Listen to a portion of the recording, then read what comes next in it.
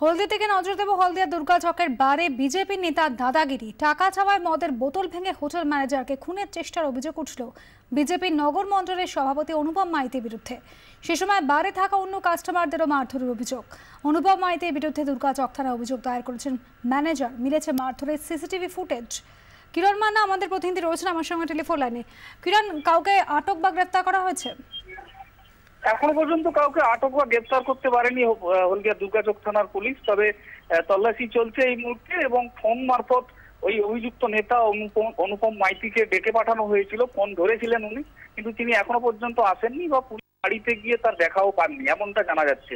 অপরদিকে যে হোটেলের যিনি ম্যানেজার রয়েছেন নীলাঞ্জন গুচ্ছাই, তিনি জানিয়েছেন যে উনি গতকাল রাতে এসে যেভাবে তাণ্ডব চালিয়েছেন এবং তিনি তার বক্তব্য যেটা বলেছেন যে রাতে ডিনার এবং বিয়ার খাওয়ার পর তার যে বিলটা চাইতে যেতেই বিপত্তি হয় এবং বিলটা কেন চাওয়া হবে তিনি প্রচন্ডভাবে উত্তেজিত হয়ে যান, রেগে যান এবং যে বোতলে বিয়ার খাচ্ছিল সেই বোতলটি ভেঙে ম্যানেজারকে খুন করার জন্য তেড়ে আসেন এবং পরে যারা হোটেলের অন্যান্য যারা কাস্টমার ছিলেন তারা প্রতিবাদ করতে এলে তাদেরকেও মারধর করা হয়, হোটেলের বয়কে মারধর করা হয়।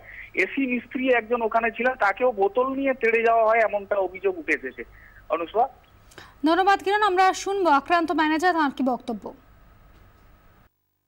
ঘটনাটা হচ্ছে, আমি যখন গাড়িটার মাল নামা বলে রেডি হচ্ছি তখন হঠাৎ বলে যে এটা কালাদন বলে আমাকে বলছে গায়ে হাত দিয়ে ঠেলে আমাকে বলছে। আমি তারা বললেন যে গায়ে হাত দিচ্ছেন কেন? বলতে আমার ঘাড়ে এমন মেরেছে, ঘাড়ে খুব সহজে লেগেছে, ঠোঁট পর্যন্ত ফুলে আছে আমার। মেরেছে আমি অজানার লোক, আমি একটু বুঝতেও পারছি না। বাইরে থেকে এসে আমাকে মেরে দিয়েছে। আমি কলকাতায় এখানে এসেছি রয়্যাল হারবারে কাজেই এসেছিলাম এসির ব্যাপারে।